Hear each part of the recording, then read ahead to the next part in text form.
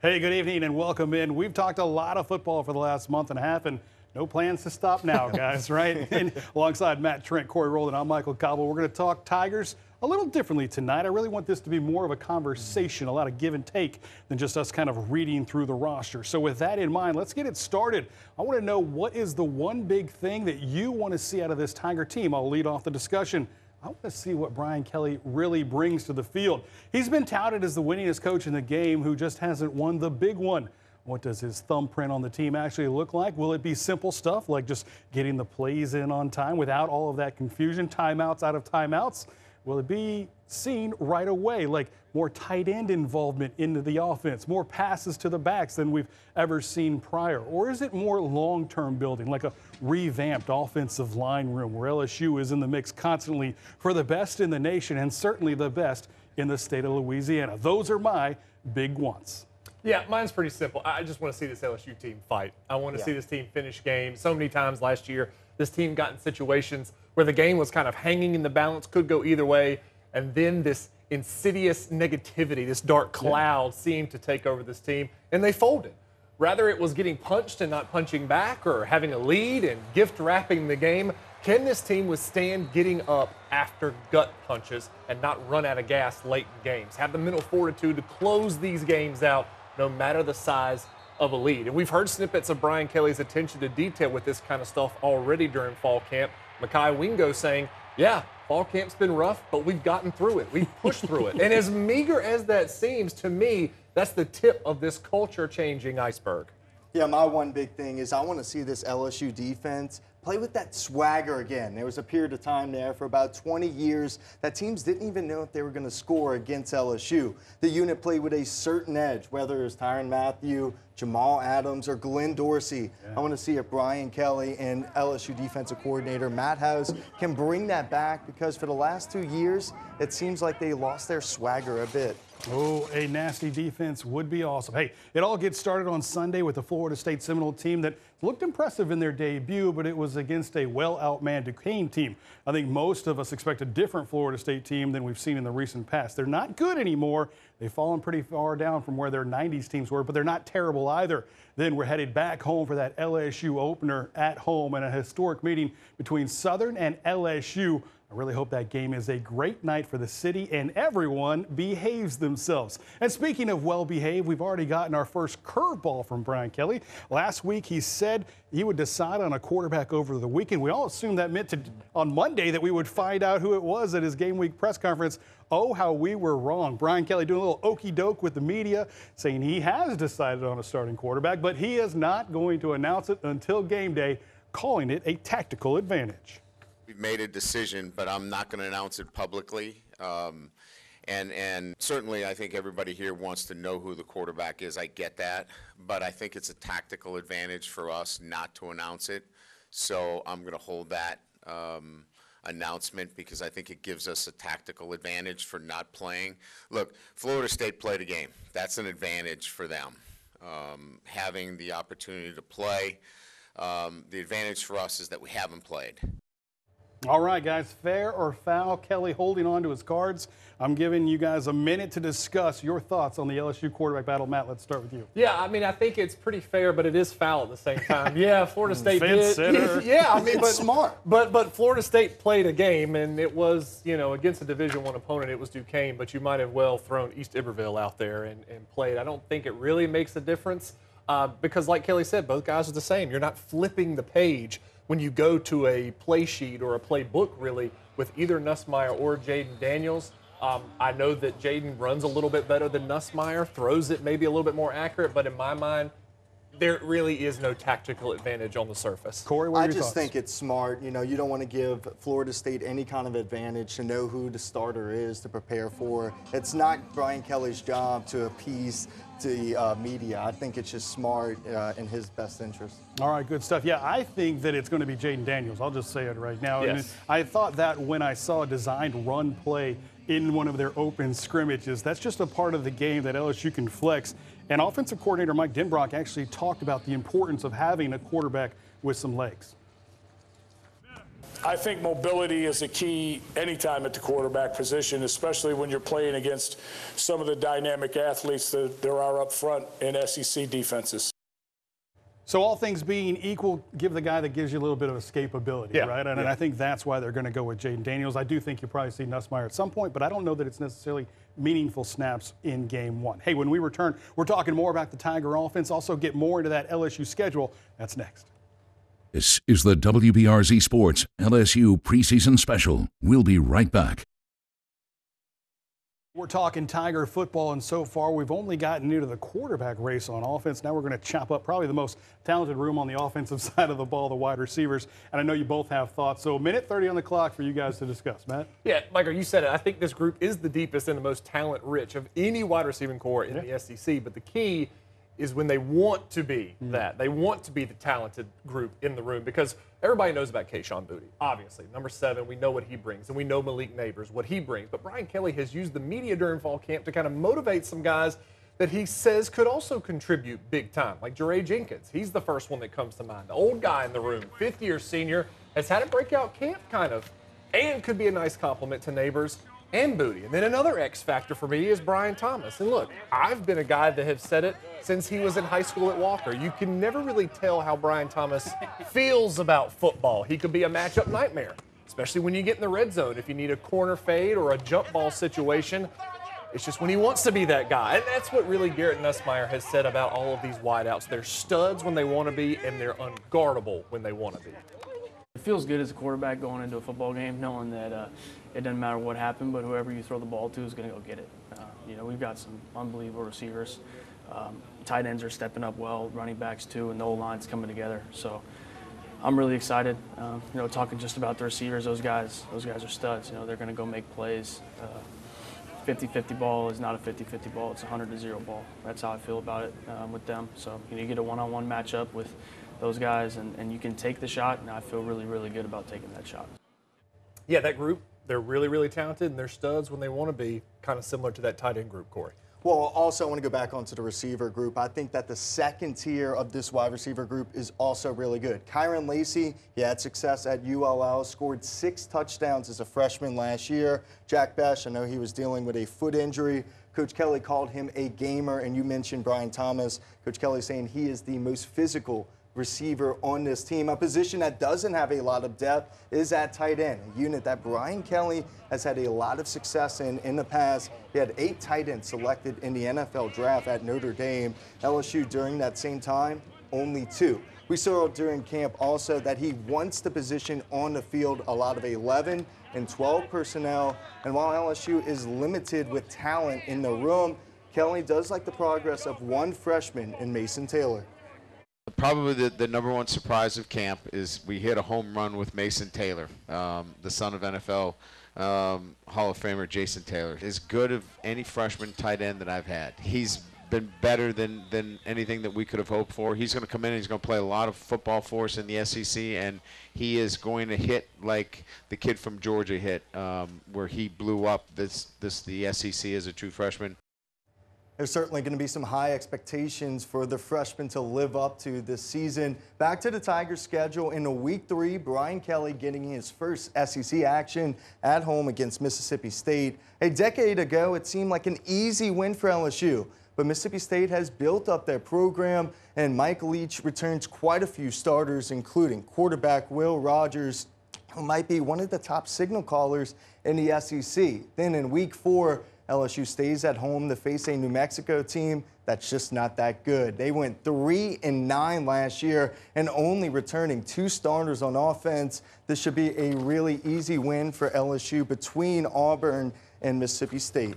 All right. Hey, there's still some concern for me, though, on this offense. Certainly along the offensive line. I know they've tried to hammer out some depth with some of the cross-training that they do, but I think, guys, I'm going to have to see it before I believe it. And the Tiger tailback room leaves a lot to be desired. I think they've got some good backs, but not great backs. They're going to need somebody to step up, maybe like Nick Brossette did in the past. Clyde Edwards-Helaire in the receiving game. That would be huge. Of course, that still remains to be seen. What you're about to see, us talking LSU Tiger defense, that's coming up after this break. This is the WBRZ Sports LSU preseason special. We'll be right back. Welcome back indeed, everyone. Michael Cauble, Rholdon, Matt Trent here. We're previewing the upcoming LSU Tiger football season, and now time to talk a little defense. Now, we've seen some stuff over the last couple of years from LSU. We've seen some really good defense. We've seen some historically bad, pretty program-sinking type stuff. Brian Kelly went out, got Matt House from the Kansas City Chiefs, and I think it's headed in the right direction. Let's go 130 on this topic. I say think because, honestly, I don't know. There have been so many new transfers in, so many different looks that they're throwing out there. It's hard to determine just what this defense is going to be. I think it's a three-man front with a nickel base and a jack linebacker who's kind of designed to do it all. But, again, who really knows?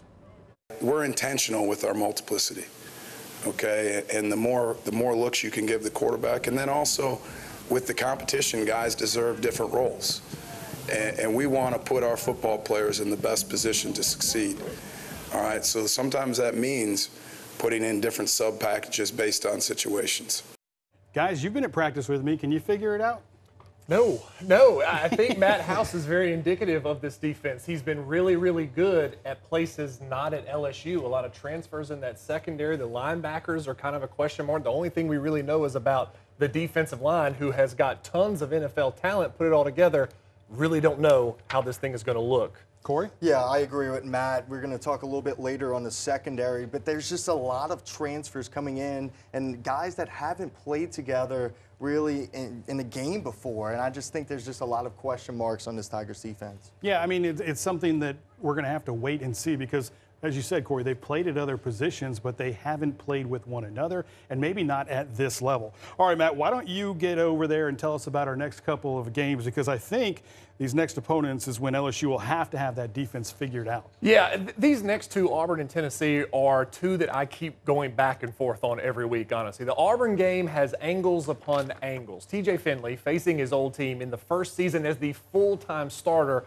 on the Plains. Now, a good amount of the guys on this LSU defense know TJ, know what he can do and what he can't do, but then there's the motivation factor for TJ. It really is the deal here. Auburn also lost their last 5 games last year after a 6-1 start, so they're doomed from the get-go maybe. But then there's Tennessee.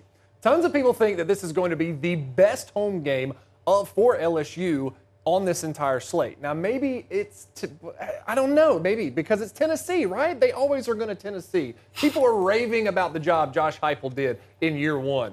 Vols went 7-6. Okay, offense was top 5 in the SEC in every category, but again, it's still Tennessee. They will find a way to screw this up, I guarantee you. The Hooker kid is legit at quarterback, but other than that, there's not a real playmaker. It's just question marks all over the place for these two games. Not a lot of love. Sorry. We're starting the hot takes early, guys. It's a pretty good turnaround for Tennessee. So I don't know. But I do think those two games will kind of determine if this is a successful season for LSU or not. You take both of them, LSU really has the ship headed in the right direction. Everybody's feeling good. Now, we just talked about that multiple defense. Some folks are saying it really doesn't matter what you run out there, especially because of this defensive front. They have got the dudes. You look at that down 3 up front, Mason Smith, Jaquelin Roy, Ali Gay. Those are 3 really imposing guys coming at you. Look at that guy right there, Mason Smith. And, of course, there's also some depth to keep those guys fresh, but most importantly, aggressive. We've got 3 guys that I think are elite players. Mason Smith, Jay Roy, and, Ali Gay. They're elite players. Then you add B.J. Ojolari, who can do multiple things for you. He can put his hand down. He can drop. That's where it starts to allow you to do a lot of things up front and be creative. So Matt now has a great advantage because he can move those guys around and do a lot with them. So depth is probably the other thing that makes you feel good about not only 4 elite players, but having some depth there as well. And look, the depth is one thing, but rarely is there depth with guys that can actually get after the quarterback. All 4 guys on that front, maybe even 5 when you throw Desmond Little in there, have a tenacious approach at bringing it down the quarterback.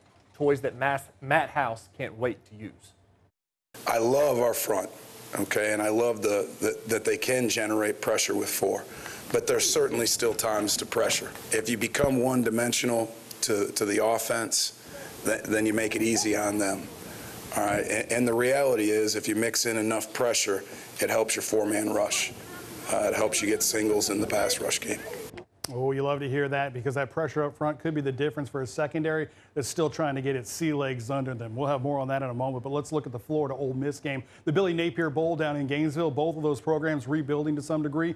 LSU should have the upper hand there, but their quarterback, Anthony Richardson, will give them a chance. As for Ole Miss, who knows what to expect up in Oxford? Expect the unexpected. Lane starting over at quarterback, but you know he's going to try to spread you out, try to make you uncomfortable, make you miss. That is a scary game, at least for me. And hey, I do know this. Vintage Tiger fans, that'll be a game they like because it's homecoming game. It gives them a little sense of the old days. LSU, Ole Miss for homecoming, right? Who doesn't like that? When we come back, we're talking more defense, including a Baton Rouge guy who's back home. Could be the difference maker in that secondary. This is the WBRZ Sports LSU Preseason Special. We'll be right back. Welcome back, everyone. We've got the gift of gab, no one more so than our man Matt Trent. So let's just get right into the schedule for November, Matt. You guys keep giving me the worst and the most challenging games here. Look, in November, you start off with literally two of the most complex teams right now in the SEC. You've got Alabama and Arkansas. So for Alabama, you've got the best offensive player in the country, quarterback Bryce Young, Heisman winner from last year, and the best defensive player in the country, linebacker Will Anderson. So then you go to Arkansas, who everybody's talking about. At 9-4 last year, everybody is raving that they could be the third, maybe even the second best team in the SEC West. Now, of course, you start with the quarterback, KJ Jefferson. He's good, but I don't think that he's a great quarterback when you put him up against LSU's defensive line. Historically, he's not great under pressure, and we just heard Matt House. It's going to be pressure early and often with this LSU defensive unit. It's about who can set the edge, I think, on KJ, huh? Yeah. All right, we got a guy that played a little college ball in the secondary, and for me, that's one of the biggest question marks, Corey, with this Tiger team. Yeah, it's to be seen with them. They have a lot of transfers coming in right now at cornerback. You're going to have Bernard Converse, and then you got Kobe Richardson right there. One guy who does have some SEC experience, we mentioned it, is Greg Brooks coming over from Arkansas. He's going to play the nickel position. Also, you got Jay Ward in the back half of that secondary. Jay Ward, you know, is a guy with a lot of experience at LSU. But the biggest surprise to me is going to be at the strong safety position with Major Burns beating out Joe Fuchsia, who started 33 games in his career at Arkansas. But Brian Kelly likes what Burns brings to this team, his versatility, but also understanding the opposition. Yeah, Major is a smart and savvy player. He brings smartness to that defense in a sense. He brings a savvy to that defensive structure. He makes a lot of good calls. He communicates very well. He's a presence on that defense, and he'll be involved quite a bit in terms of what we do defensively because of that. He's around the ball. He's got really good ball skills. He's a tackler. But I think more than anything else, it's his communication skills, and he's a smart football player. Matt House is going to be able to disguise a lot of looks with Burns and Ward, being able to play both free safety and strong safety in the Tigers' back end. To wrap up the season, after Arkansas and the Tigers will come back home to play a sneaky good UAB team. What? The Blazers went 9-4 last year and beat BYU in a bowl game. They returned 6 starters, including their quarterback. They're not bad. They're pretty good. They're not New Mexico. All right. And then the last game of the season, the Tigers go to College Station to face the Aggies. Last year, LSU beat the Aggies on Coach O's last game and throwing the last-second touchdown by Max Johnson. Now, you know, A&M and LSU been a pretty good rivalry game. You know, I know Matt's excited for that one. Yeah, I'm just excited about your takes on UAB. Let's go. Pretty good. They're not New Mexico. They are a good team. All right, let's wrap it up. We'll be back with our predictions for everyone after this. All right, guys, real quick. Here's your record for LSU. Why do you have them going what you have them going? Matt. Number one, I think there's a lot of games on this schedule that they should win, and there's a lot of games on this schedule that they can't win. And there's very few pushes, so that's why I've got them at 7-5. I do fluctuate between 8 and 4 myself. I have them at 8 and 4. I think they're going to be competitive, but there's just not a lot of SEC experience on this roster. Yeah, thanks a lot. I think it's just a thin margin for error. All right, Matt, Corey, appreciate you joining us. Thank you for joining us. Be sure to stay with WBRZ. We've got the season opener Sunday night in the Superdome, 6:30, right here on Channel 2.